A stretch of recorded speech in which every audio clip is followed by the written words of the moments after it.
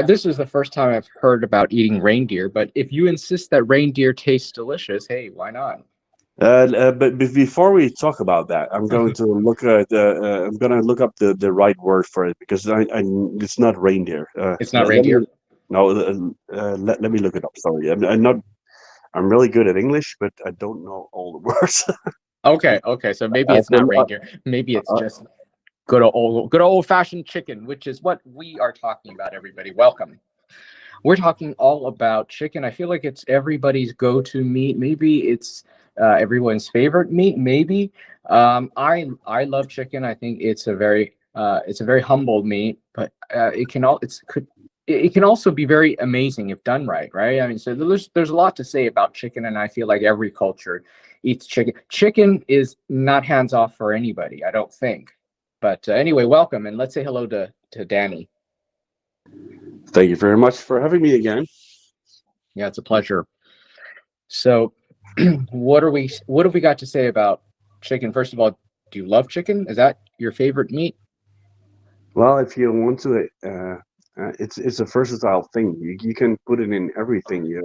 It's not like a beef or pork or anything like that. You can actually make every dish with chicken, Hmm. if you know what I mean. So it goes in a salad. It goes like can be a main dish. It can be a side dish. It can be anything. It's can be, and also a snack. You know, the possibilities are really great. Yeah, it's endless. Chicken can go with everything, and there's so many different ways of making chicken. Chicken is very accessible too. I feel like there really isn't any shortage of chickens. It's not an expensive meat, right? So I feel like anybody can eat chicken anytime, anywhere, right? Yeah, that's definitely true. So, but if you ask somebody if you can pick one protein to eat for the rest of your life, and they do not say chicken, and they say like beef or something like that, because I really love my steak, you know. Mm-hmm. But if you eat steak every day, it's really difficult to make a lot of different dishes with it. So, in the end, chicken is the best way to go. If you have to pick one protein for the rest of your life, I think that chicken will be the best thing to go, the best way to go. Yes, yes, I agree. It's very versatile. And so how do you like to make chicken? There are so many ways to make chicken. Like, what are some of your favorite chicken dishes? Wow, yeah, it's a really it's my favorite. I really love the because Indonesia is a really great country to go to, and they have really Which good country? Indonesia. Oh, Indonesia. Yeah. Yeah. My mother had a boyfriend in the past before she met my father, and he showed her a lot of great dishes, especially the spicy chicken with the lemongrass and the Oh, ginger. yeah. It's Yeah. really amazing.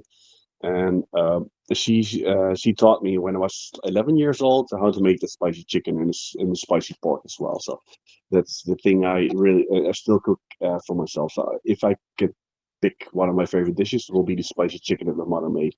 But I actually enhanced the recipe, and she's still mad at me. But yeah, that's the way I go because I was a head chef for a long time. So you always have to improve your recipes until it's great. Oh, yeah, that's the affliction of a chef. You just can't leave well enough alone. I love it. It's so comforting. Okay, well, we're not going to do it that way. We're going to do it different today. Yeah, but she had like the way she always did it, and then when I became older and I took the culinary classes and I was a head chef for a long time. I revisited her recipe and yeah, and improved it. And she actually cooks it herself the same way I do right now. So in the end, she approved it. Okay, so it's the chicken that you're talking about. It's something that they make in Indonesia, and I'm guessing the chicken is sautéed. What's the cooking method? Yeah, it's more like braised in like a. Let me tell you the recipe. The recipe is really simple. It's tomatoes, it's onions, lemongrass, ginger, a little bit of chili sauce, some sambal, a Mm-hmm. little bit of chilies, and then I put the chicken thigh and the thigh fillets. Mm-hmm. You have to slice it in little strips, and It's you hard put to it in hear a you, pot. Danny. Can you speak closer to the mic? Then you have to. Can you hear me right now? Yeah. Okay.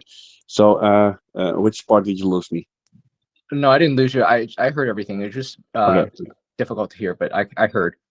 Okay. So you have to you slice the chicken thigh fillets into strips, and then you put it in a pot, and then you put it on the fire, and then you have to braise it, and then as long as the as soon as the you have a little bit of fluid at the bottom, then you close the lid and leave it there for an hour. And then after that, you put the fire out, you put the pot away, and then the next day in 24 hours you can eat it. That's the whole recipe. Oh, I see. So wait a minute. So the chicken is not boneless. It's a whole chicken that you cut up into pieces. No, it's the thigh fillet. You have like a chicken leg, and in the thigh fillet, it's Oh, boneless, and it is the fattiest piece of the chicken. And then you can slice it up in strips. You put that in the because if you use the fillet, it gets really dry if you braise it for an hour. So the you use oh, okay, those. which is chicken breast. Chicken fillet. You mean chicken? That those are Yeah, breasts, right? yeah. The chicken breast is Uh-huh. really it's you It gets too it dry doesn't and, it doesn't it doesn't stringy. it doesn't have a lot of fat in it. So you use the thigh fillets, which on the on the hip of the chicken. Those fillets you can buy as well, and then Uh-huh. you have to use those kind of, and then you can braise it for an hour, and then after that hour you get the pot off, and then after 24 hours you can eat it. It's really spicy, but it's really nice. So you wait overnight. You let it sit. It's the flavors sort of all blend and meld together overnight. Yeah, it's really important that you rest the meat, but yeah, and 24 hours is really extreme to rest the meat, but that's the way to go. If you want to, especially if you cook yourself something, the next day, most of the time, the next day it tastes better. You know? Yeah. The cooking process you're describing is like it's almost like a stew, right? Because stews always taste better the next day. Always, the Yeah, flavor can it's develop. almost like a stew, but you use like the if you use beef, then the beef will fall apart, and the chicken doesn't do that. Because you don't So cook it that long. You just let the flavors melt overnight. yeah, you just have to because the vegetables will fall apart. It almost became like a sort of sauce, but it really yeah, you can still see the vegetables, but it almost feels like a sauce. The chicken is the best part, and then you put some brown rice with it, and it's really tasty. hmm Um, so my favorite way to make chicken is, of course, fried. I love fried chicken. Well, actually, I also love roasted as well, but fried, yeah, fried. I never met a fried chicken I don't like. I think it's hard to really screw up a fried chicken. I mean, I guess you could, but do you know what I mean? If it's fried, yeah. Everything's tastes better when it's fried. But as an American, because fried chicken is your thing, you know. I don't know if it's your thing, but how do you do a good fried chicken? Well, I don't make fried chicken, but as I understand, what you should do is you should brine the chicken, and then you should also maybe let it, or maybe if you were not to, even if you weren't to brine it, I think that people say you should let it soak in buttermilk because it tenderizes it overnight, and then you can batter it up, and you should dip it a few times in the batter, and then you should fry it. The key thing is you've got to fry it at the right temperature, because frying at the right temperature is the key to foods not feeling greasy. Yeah, you have to fry it in, and don't put it too many into the frying pan as well, because a lot of Oh, people right. make it like a 190 degrees Celsius. I don't know how it's like in Fahrenheit, but yeah. And always use the peanut oil, because peanut oil has more resistance for heat. It doesn't burn as much as hmm soon as High the smoke point. yeah. So yeah, 180 degrees, and then put a few in. And hmm brining is also a really great thing to do, because if you brine it, then the moisture will stay inside the meat as well. hmm hmm Yeah, fried But if you chicken make like a is like a awesome. chicken into an oven, how do you if you oven roast chicken? Do you do that sometimes? I don't cook chicken in the oven, nor do I fry it. I usually just saute it for myself. But yes, roast chicken is wonderful, especially if you know how to do it. I love roast chicken. We had a an episode last week on comfort food, and I feel like a roast chicken is the ultimate comfort food.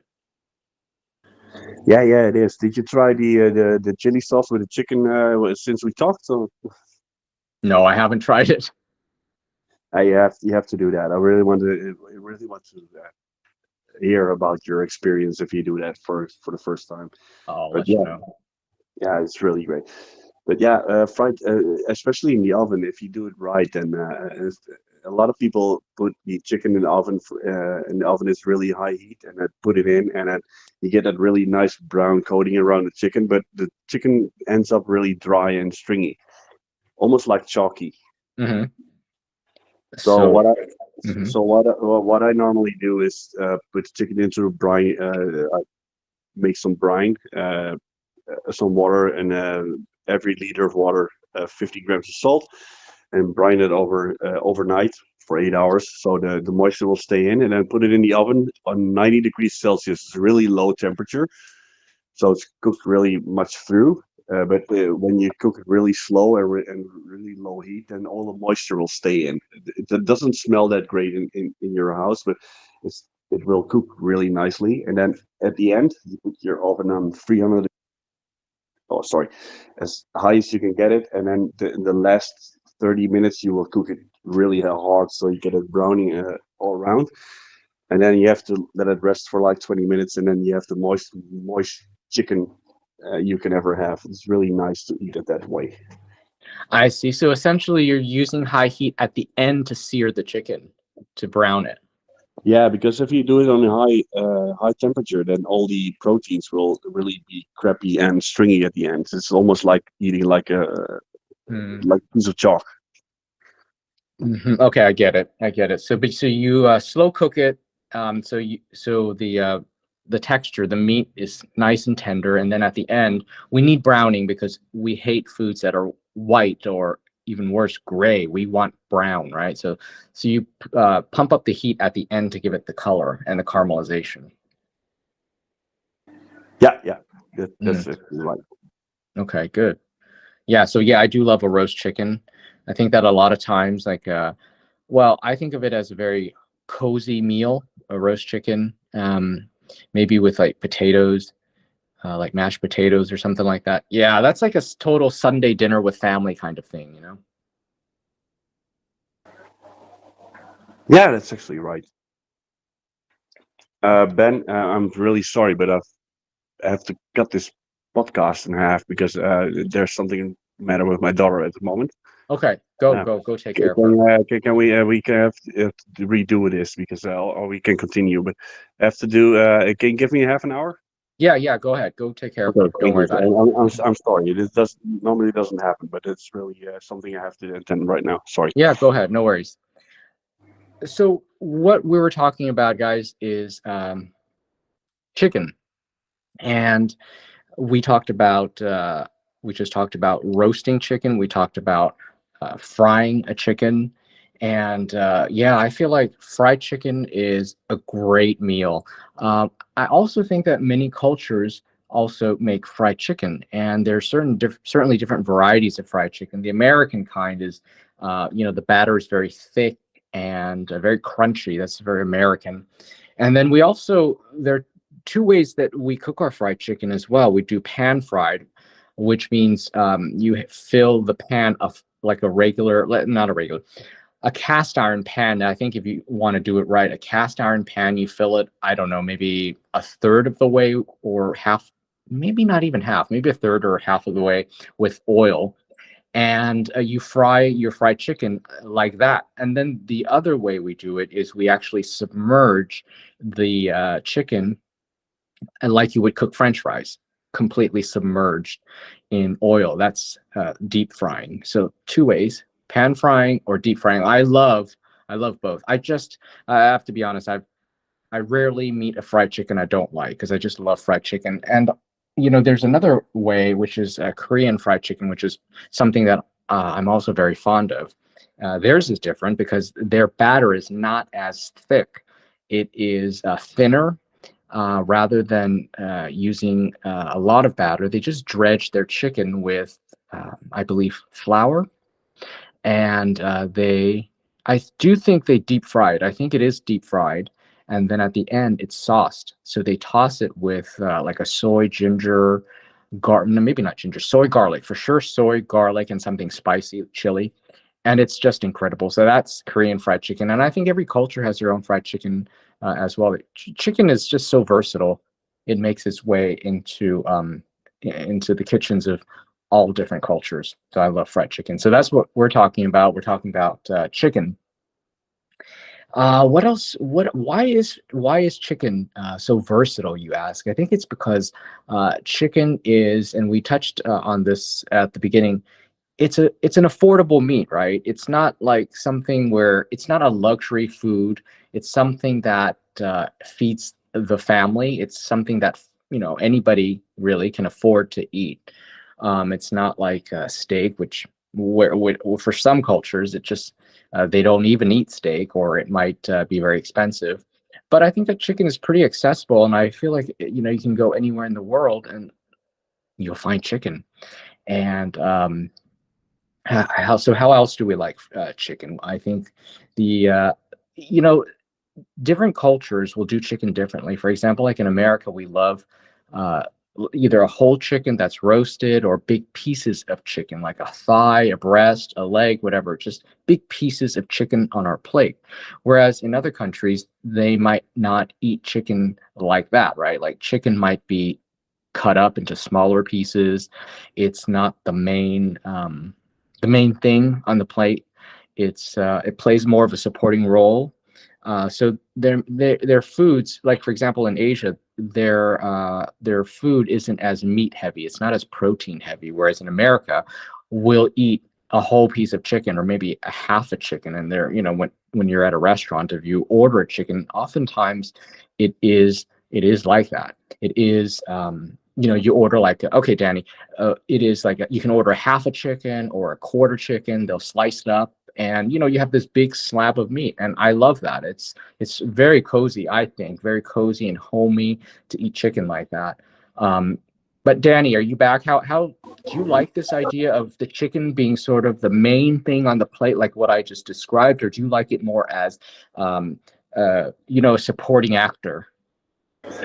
No, it's actually great to have like the main thing, right? Especially if it's a half chicken, like you said. So you get that you get the experience of the whole chicken. So if it's done rightly, then you can eat the fillet the way you want what you really. But you have to cut it off yourself. All the bones are still there, Hmm. and you can really eat it off. And especially it's browned really well. Our reaction is really nice, and the spices are really good. Hmm. So it goes really well with all the extras on the plate, with corn Yeah. or potatoes. Really, really nice.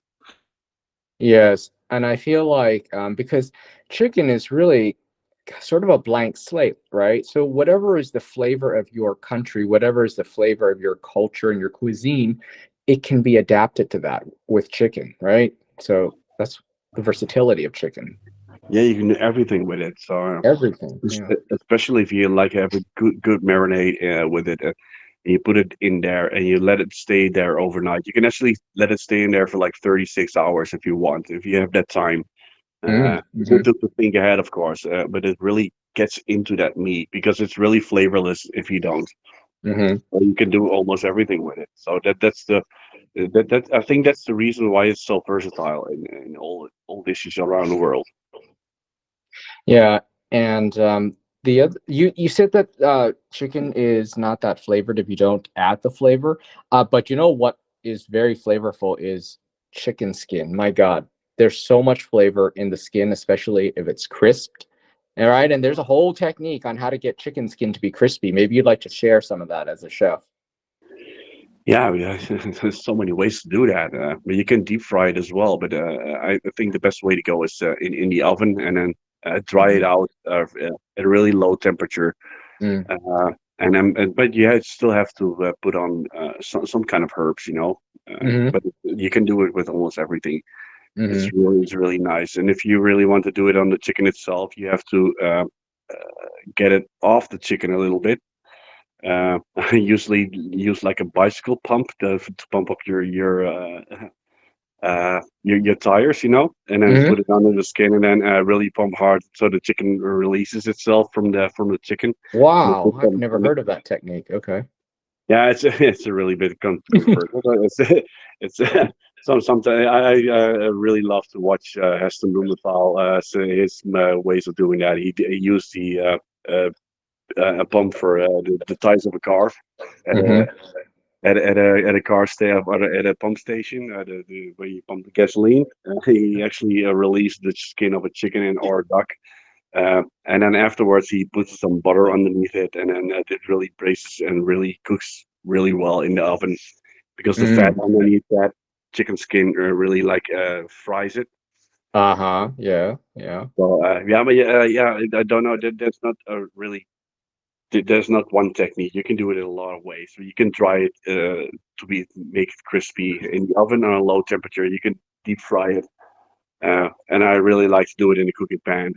And also there is again with some little bit of chili sauce to have like the spare rib experience. Mm-hmm. The really sweet, flavorful caramelization around the meat is really nice. I've not had good luck getting chicken skin to be crispy in the oven, but what I do is I'll put it skin side down on a pan that has some fat in it, like oil. And what I'll do is I'll slowly render out the fat of the skin because the way to get it crispy, if I'm not wrong, is to get the fat out of the skin. So if you cook it slowly with some fat, because that will, coax it out, slowly cook it with some fat, the fat will come out of the skin and then you're left with crispy skin, right?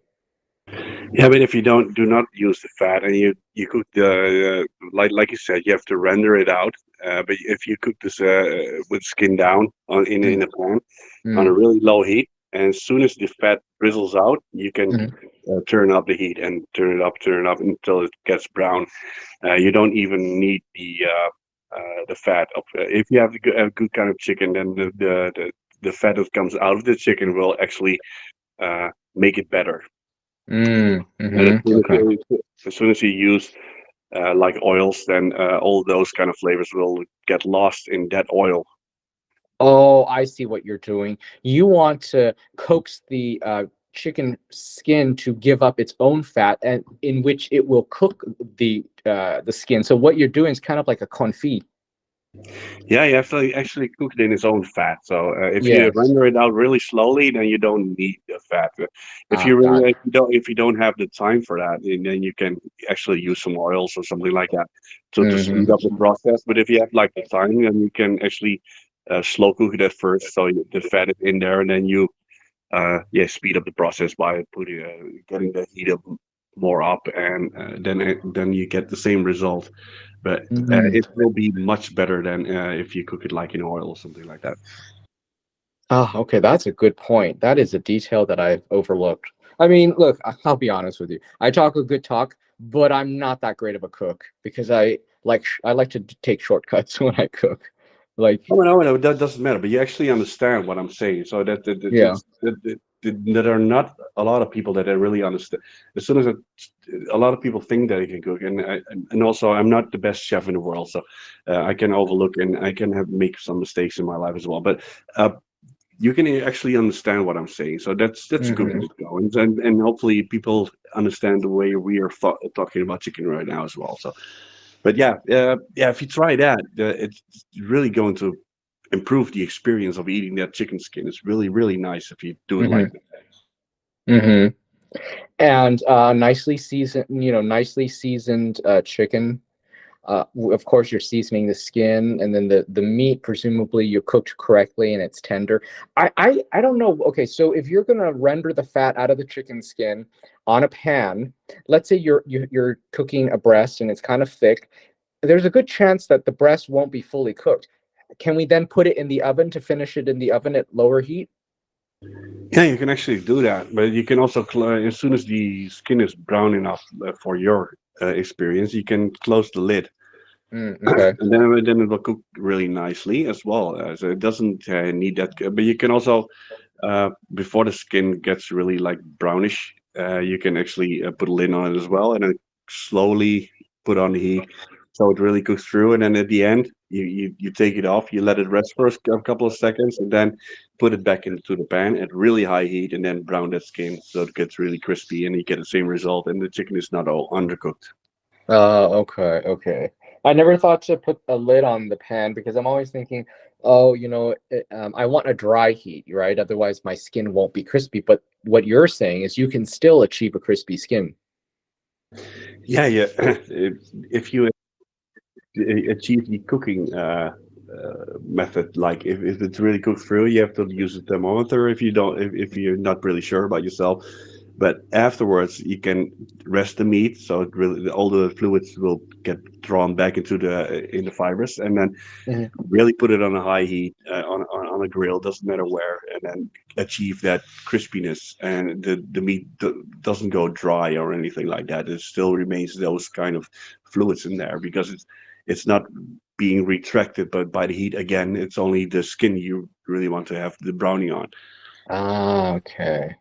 You know what I've come to realize is that to cook food really correctly, to cook it really so that it comes out really optimal and perfect. Your fantasy idea of what it should taste like, which doesn't always happen when not you, but me or you all, when we cook it, it doesn't always come out like that. But in our fantasy, okay, to reach that sort of fantasy level of perfection, it requires not one cooking technique, but blending, like two cooking techniques. But the problem for the average home cook like me is I'm only going to use one cooking technique because either I don't have the patience, knowledge, or time to use multiple techniques. But it seems like in order to get it to be perfect, you have to employ multiple techniques. Yeah, but the technique I was telling you about is like I think it's 3 minutes more than normal. Hmm. In order you cook it slowly, so sometimes if you have like a thick breast, it will take like I think 15 minutes on the slow heat, and then afterwards you have to put it on a high heat for like 4 or 5 minutes. So it takes you 20 minutes to do it. It's not really a bit, but yeah, I understand you because a lot of people think I want to fry it right now. I want to eat it then. It has Hmm. to be brown, and people don't they don't rest their meat. They just dig into it. So as soon as you dig into your meat, then all the fluids will come out as soon as you cut Hmm. it. You know? Yeah. It's the same way with steak. Yes. Very much so with steak. It must rest. And Yeah, plus and the it's continuous really residual cooking. yeah, and it's really a good. You will be rewarded if you do that. It Hmm. only takes you five. It has to rest for 5 minutes, and that's it. Hmm.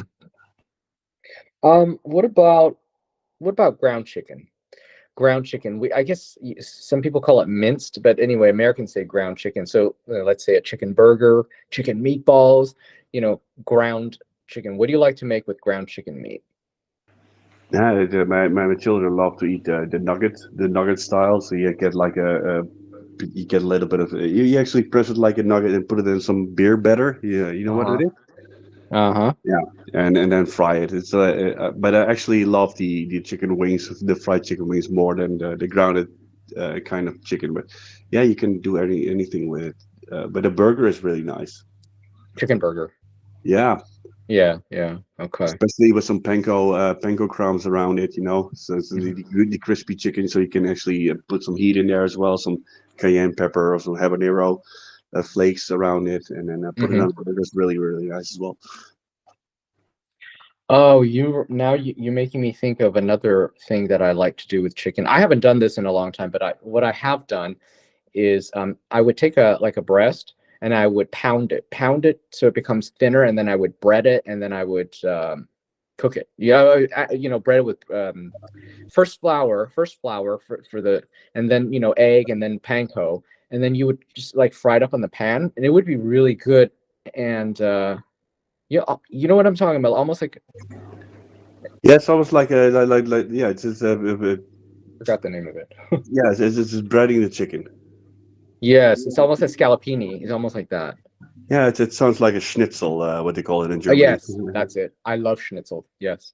Yeah, it's really great. But if you pound it more, it's like a little, real flat piece, and you put some mozzarella, some tomato in it, and you roll it up, put a stick in Oh, that, yeah. and then Yes. put a beer batter around it, and then deep fry it. It tastes Wow. amazing.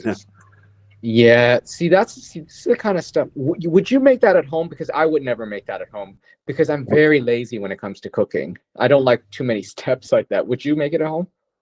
No, it's actually really easy. If you buy a hammer, it's like the meat hammer, and if you flatten it out and you put the Yes. mozzarella, the tomato, and you just have to roll it up, put a piece, just a wooden Toothpick. stick in the middle, and then Yeah.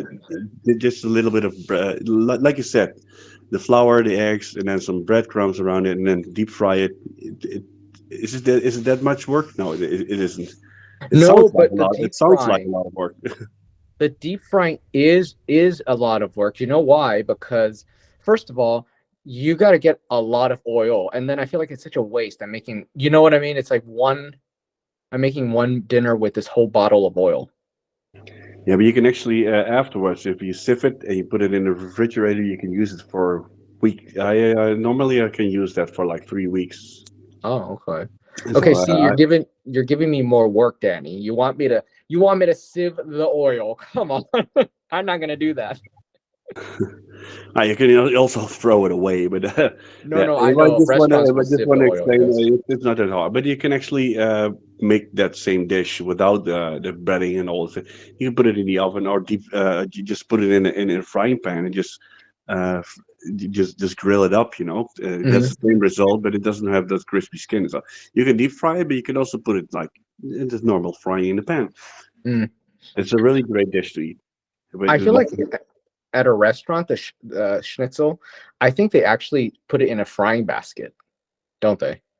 Because you have yeah, to for volume. they have if you go to Germany, they actually it's really it's a thin layer of butter and oil they put it in, and they have to flip it, so it doesn't. Oh. So it's like frying a steak or frying a fillet of the breast of the chicken, Hmm. just in a pan with a little bit of butter, but the butter is like the volume of 5 times. It's just like halfway. The butter is halfway uh, the meat. So it's a lot of butter. So yeah, you still have to Yeah. flip it. So why not just deep fry it, put it in a frying basket? It's so much easier. Yeah, you can actually do that, but you don't get that flavor because Butter. butter is always better. Okay, hold on a second. Let me think. What if in the first dredging process, you before you put the flour layer, you sort of dip it in some clarified butter. Oh wait, no, the flavor is not in the clarified butter. It's in the fats, right? It's in the shoot. What you know what I'm talking about? The white stuff in butter. The cream. What am I trying to say? Yeah, it's the proteins of the milk what's in there. Yes. Is so if you use clarified butter, you won't get the flavor, right? No, it takes away the punch that you get from real butter. Especially the Uh, cream, the real thickness of the butter. It makes it really, really good. what? Okay, If so you why get it don't you away, just use?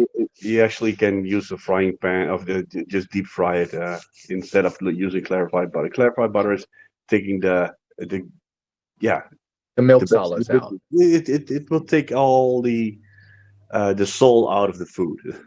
Oh, okay, okay, Yeah, all right. I think Okay. that's the best word to explain that.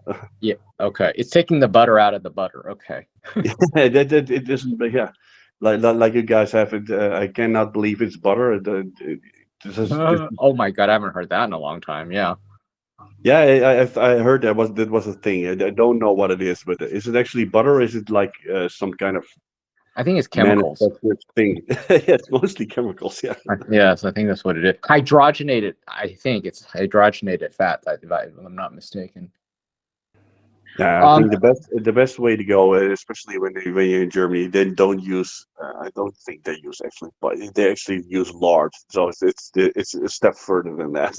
oh, so maybe that's why it tastes so good. But yeah, I do love schnitzel. I think scallopini is the Italian thing, I feel like a lot of cultures they have their own version of a pounded chicken, and then breaded and fried. That's just delicious. Yeah, and especially if you cook a lot of bacon, if you keep all that bacon fat in the refrigerator, and then at the end you make a great schnitzel with it, that you have the best schnitzel in the world, I think. Oh, I'm sure. Oh, wow. Yeah. Yes, because bacon fat is amazing.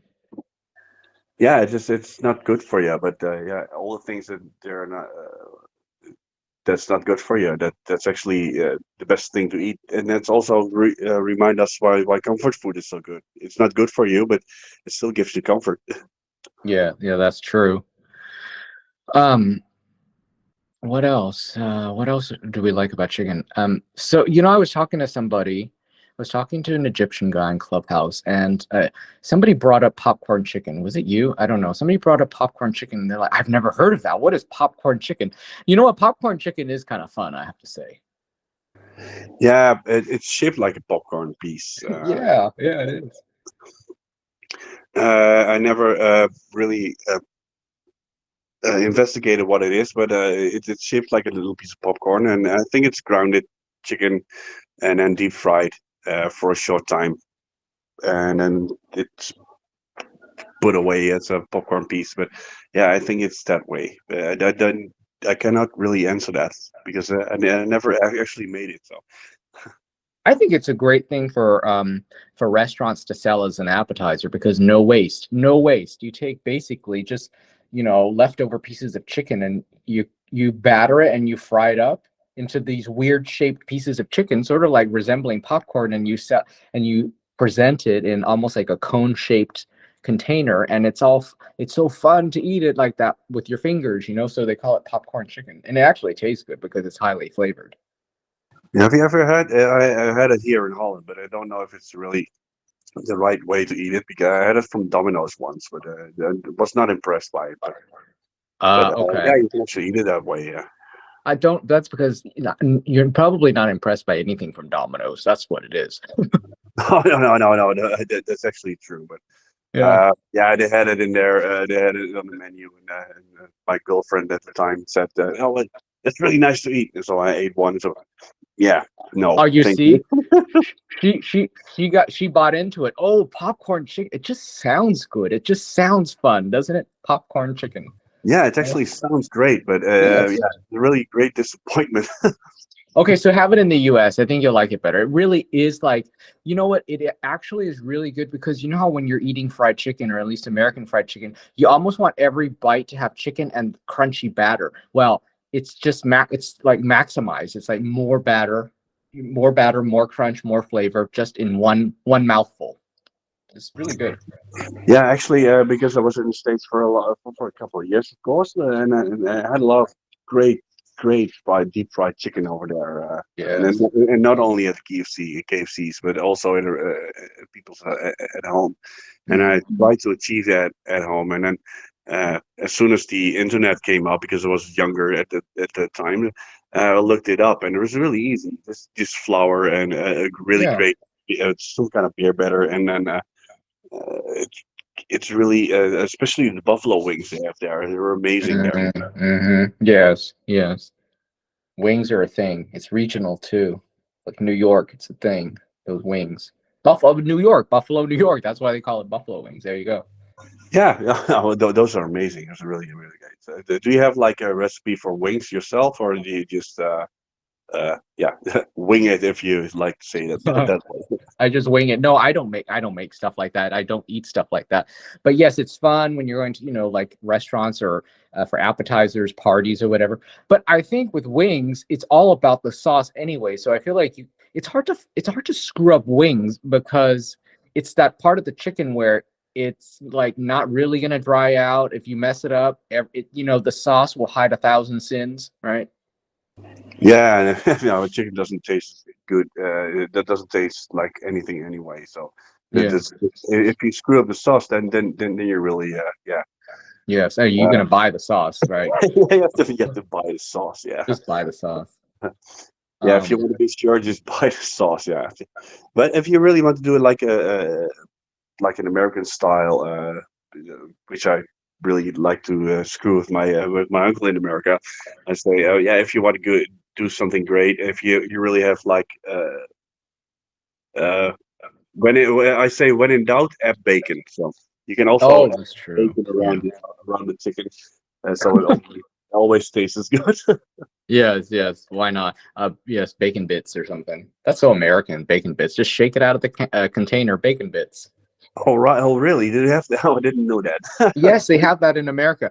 I'm not a fan of that. It's to me, it's kind of gross. But yes, there are like Americans. They like bacon bits, and it's just like almost like in like grated cheese that we have in America. That's in a jar, not a jar, but a cylinder, and it's Yeah, almost cylinder like a salt with shaker. holes in it, so you can Yes, just shake it over here. This yes. is like a salt Same for shaker. bacon. Yes, same for bacon. You can shake out bacon bits. It's not. I'm not into that. It's not good tasting, but No, okay, that's going. Yeah, it's a perversion of bacon.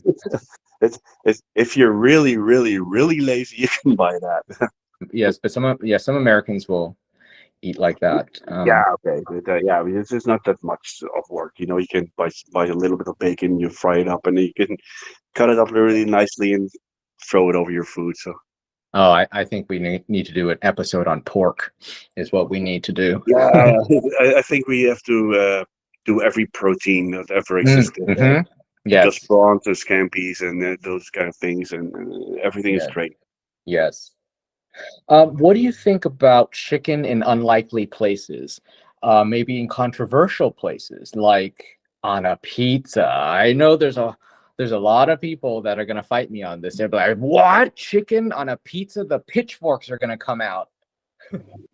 Ah, okay, well, yeah, well, I will use a fork, but not a pitchfork. I will use it to eat my pizza with the chicken on it. If you use the right amount of chicken, and especially the pulled chicken, if you do it rightly and put it Mm-hmm. on pizza, yeah, you make the pizza yourself and put some chicken on it afterwards, and then put some sauce on it. I will be really happy. I don't, and if people with pitchforks show up, I will let them have a slice so they can shut To up. calm them down. Just calm down. It's chicken. It doesn't have. I bet it's probably being the Italians that doesn't. Do- Yes.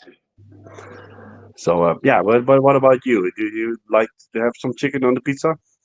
Yeah, I'm from LA, California, and the barbecue chicken pizza was born in California, and that is the pizza that made Wolfgang Puck so famous. You know that, right? The barbecue chicken pizza, that is a thing. And it's good. I have to say it is good. Oh, I actually didn't know that Wolfgang Puck came up with that. Hmm. Yes, that made him famous.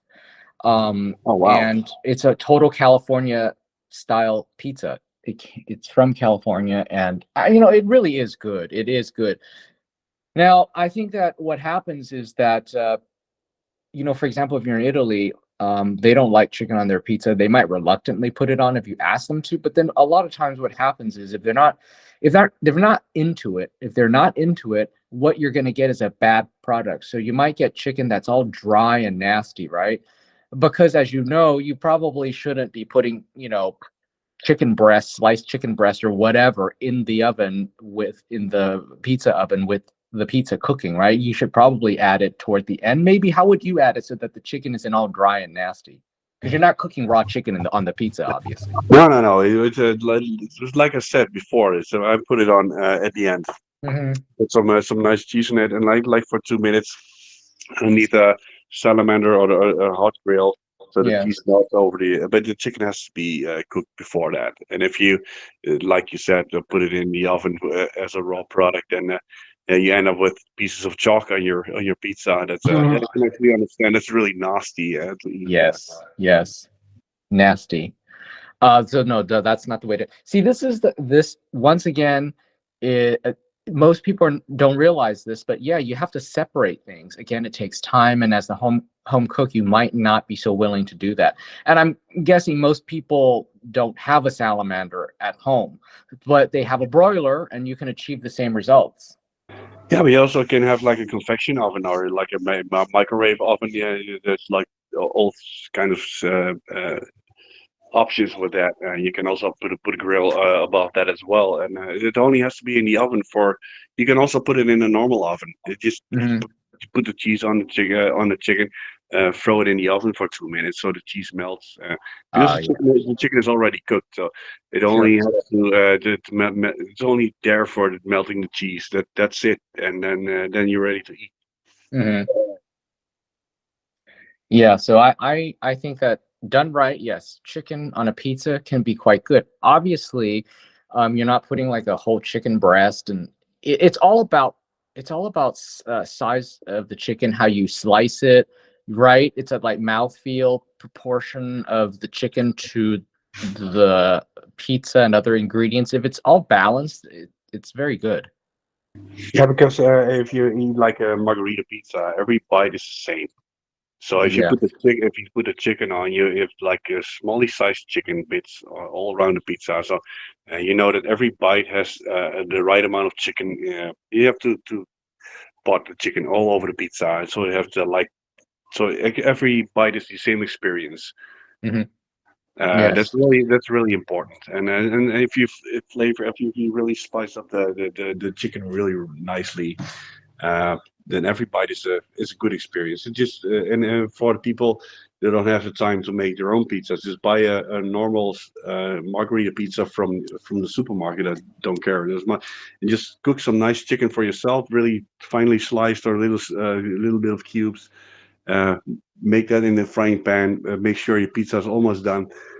Before the pizza's done, you throw the chicken on there, some grated cheese you buy from the supermarket, put it in the oven for 2 or 3 minutes, so it melts over the chicken, and then you have a nice chicken pizza. It's really easy. It doesn't take that much of time of your life. So Yeah. Yeah, that's a yeah, good idea. yeah, That's a good tip. it's really yeah, it's easy. So if you want that experience, just do it. You don't have to be the best chef in the world. You can buy everything in the supermarket as long as it's tasty. And the chicken you have to do yourself. That's true. You could be not a home chef, but a home reheating chef, right? Yeah, you can actually enhance the reheating process with Yeah. adding something from your own thinking. Yeah, Yes. if you have like a nice chicken dish for yourself, you always put it on a supermarket bought pizza and put it in the oven with cheese. It will be amazing every time you do it. You can True. reinvent pizza every day, or not every day, but every time you cook a new pizza, you oh, I'm gonna put this on it. Put some cheese on that. It'll last 2 minutes. Put it in the oven again, and you have your own pizza with a little bit of a touch of yourself. Hmm. Now, what about chicken sandwiches? How about that? Do we like chicken as a sandwich on a sandwich in a sandwich? Well, I do. I actually do. So, Hmm. How's your chicken in your sandwich? well, I use the breast, and I fry it up in the pan and then slice it up really thinly.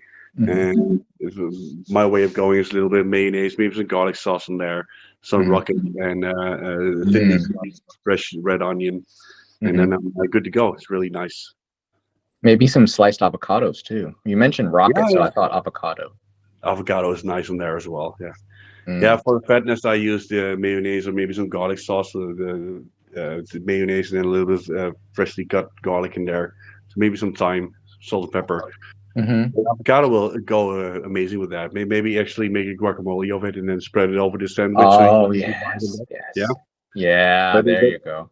but that's a step further. You can actually, for people that don't have that much of time, you can actually slice a little bit of avocado and put some slices in there as well. So, but Hmm. guacamole will be great because every bite has to be the same. Hmm. Really, that's my philosophy. Ah. If I make like a burger, I don't put a whole slice of tomato on there. I make like a relish, so the whole Oh. covered in there in that, so every bite is the same. Oh, interesting. So you're really into the homogeneity of it. So you don't want like one part of the sandwich to taste like this versus like that over there.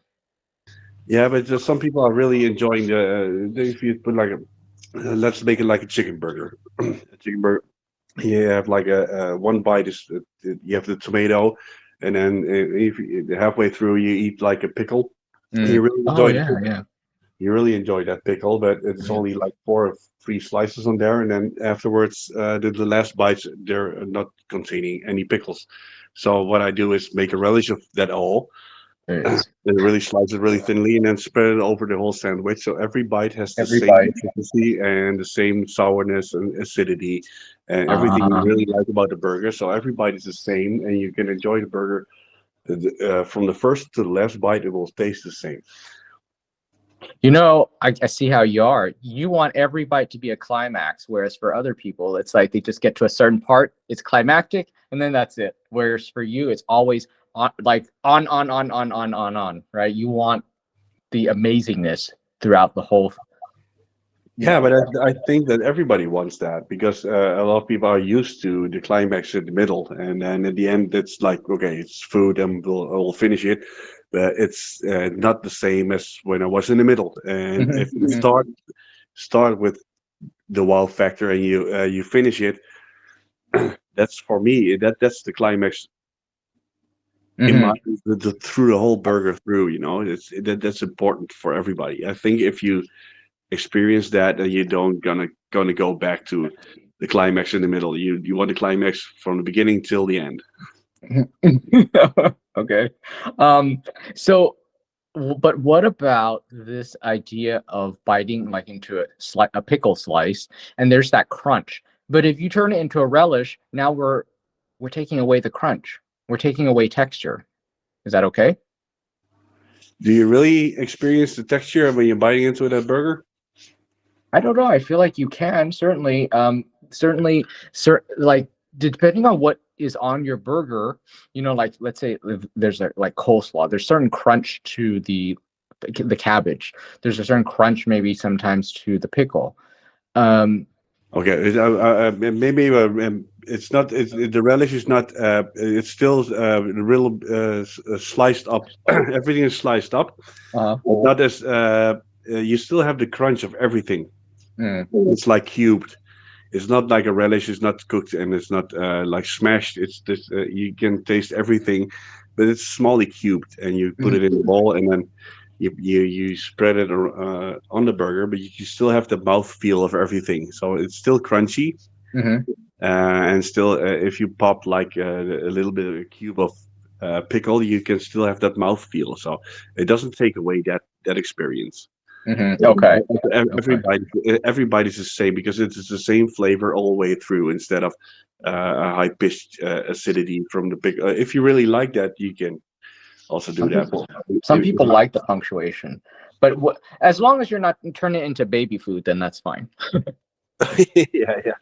Yeah, we can talk about Irish food where they put everything in a pot and cook it for 17 and a half hours straight so you can eat it with straw.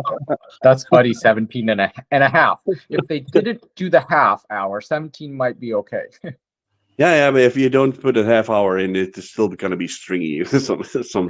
Oh, okay. Okay. No, but yeah, not baby. Yeah, baby food is awful. But I experienced that.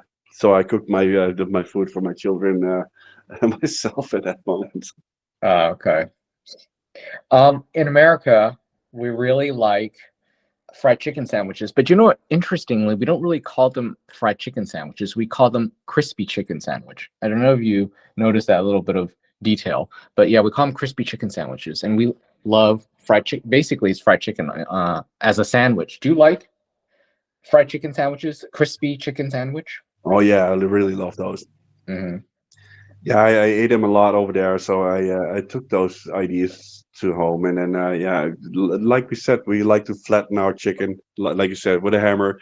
If you got some angries inside yourself, you can really flatten your chicken really great, and then put them in some flour, some eggs, and some breadcrumbs, especially with some really nice habanero flakes or something like that, and then put it in Mm-hmm. between between two slices of bread with some rocket, or it doesn't matter what kind of lettuce you want, with some mayonnaise or garlic sauce, or it's really amazing.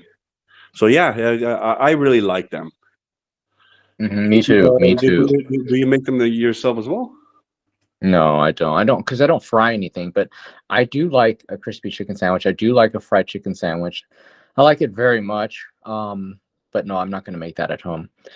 I think that the bun is really important. I've had fried chicken sandwiches where they use a brioche bun, and I hate it because I'm not a big fan of brioche buns, to be honest. I don't like the slight sweetness of a brioche bun. Second of all, I think it's a bit rich. It's a bit too rich. So I don't like burgers with a brioche bun. Ugh, no, no, I don't want it. No, I really like the wheat buns myself. Mhm.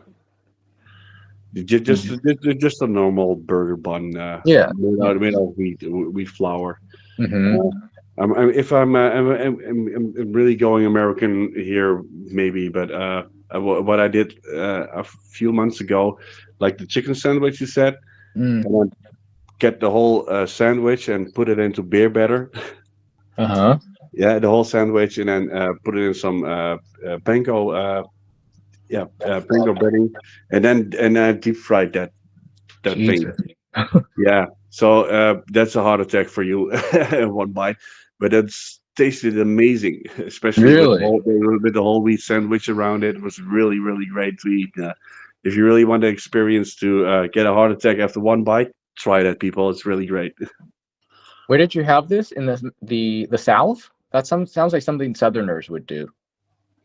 I don't know. I just wanted to try it myself. But yeah, I think it actually exists already. But yeah, if you put the beer batter around the sandwich and then deep fry it, then yeah, you get the double experience of the crispiness of the chicken as well. Okay. Wow. Okay, listen, you could probably just like deep fry the bun and right? Yeah, you can actually do it as well. And then after that, deep fry it again with the batter around it, so you can actually have a heart attack immediately if you see Oh, okay. as You soon just as want you to deep see it. fry everything. Okay. So are you the kind of guy that likes to deep fry herbs? Because some people do that. Yeah, they do that. We actually got that taught. Actually, the teacher showed us how to make like a parsley deep fried. Mm-hmm. I didn't like that, uh, but yeah, I think deep frying is not. It's not for everything. Mm-hmm. But deep fried vegetables and deep fried, yeah. So sometimes it works, but herbs, no, and I'm not really big fan of that. Okay, because if you deep fry like sage, oh, it's quite good. That sounds like a very nice autumn inspired fried chicken sandwich with deep fried sage. Yeah, but do you deep fry it to get it crispy, or do you deep fry it because of the taste when you deep fry it? Because it, I would I, say this for crispiness. yeah, but if you put it in like a dehumidifier or an over a low heat, you can actually achieve the same. Oh, can you? Oh, okay. I'm not doing it, but I think that I've seen it done before in restaurants. Because again, I don't fry anything at home. No. Actually, I actually understand that. But if you want really the crispiness, yeah, you can actually buy those things dried up in a bottle, of course. But if you want to do it at home, you can do it on a low heat in an oven to get Mm-hmm. it really crispy if you want. But if the crispiness is really important and the crispiness can be achieved in the oven, but if the oil also have some kind of flavor around it, so maybe it will enrich it. But I'm not a real big fan of it. Okay. Um, One last thing I want to say is I did have a roast chicken at a restaurant. It's very simple, but what they did was they did an apricot glaze, and it was amazing. And they served it with couscous. It was so good. An apricot glaze. So and the glaze was still crispy, or is it like a wet glaze? No, so it was like I think what they did was that it was roasted, and then they just finished it in the oven with by glazing it with probably apricot jam. I would guess they probably took jam and you add a little bit of vinegar to it, and then you brush it on, and then you finish it on the broiler so it caramelizes. It becomes a little bit sticky. It was delicious. Maybe they had a little bit chili in there too, so it was sweet, tart, and a little bit of heat, just a little bit of heat. It was Yeah, amazing. so and then it was zingy around the edges. Yeah, it was good. So good. Yeah, if you glaze it in the oven, what I did it as well, but not with apricots, but with what was it? Some tangerine jam Oh, nice. myself, and I put it Yeah, that around it, works. and then afterwards, when it was in the skin, and then I put some really hot oil, Mm-hmm. With a ladle, I will put the hot oil over the chicken. So you don't deep fry it as well, but you put a lot of, I think like 12 spoons of really hot oil over the chicken.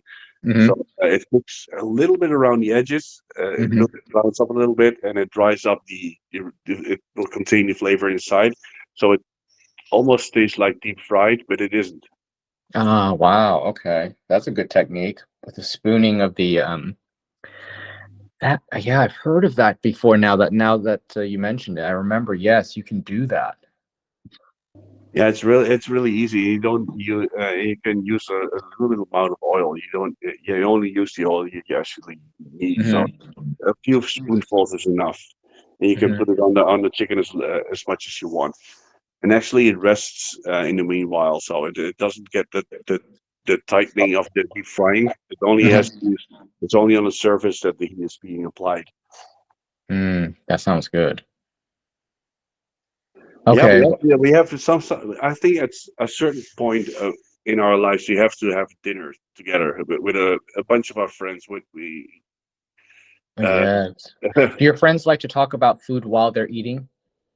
uh, well, they actually yesterday I cooked for some of my friends, and if they're silent, then they assure me that it's good. All right. I, I love talking about food while I'm eating food. I find it Yeah, that's wonderful. so yeah. So at some point we have to cook dinner for each other, especially when we Yes. talk about it. Maybe in the future we can have a video of cooking Of together. us cooking. Yes, that would be so much fun. I'll be your assistant. Yeah, I will be the one that will give you pointers to do everything yourself. Yes, yes.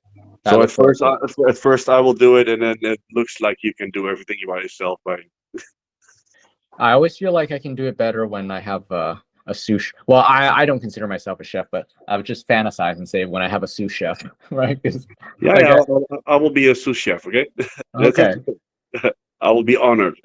all right, cool, cool. Okay, so let's wrap up, and that was fun. I really enjoyed talking about this humble, delicious, accessible, versatile. What other adjectives to describe chicken?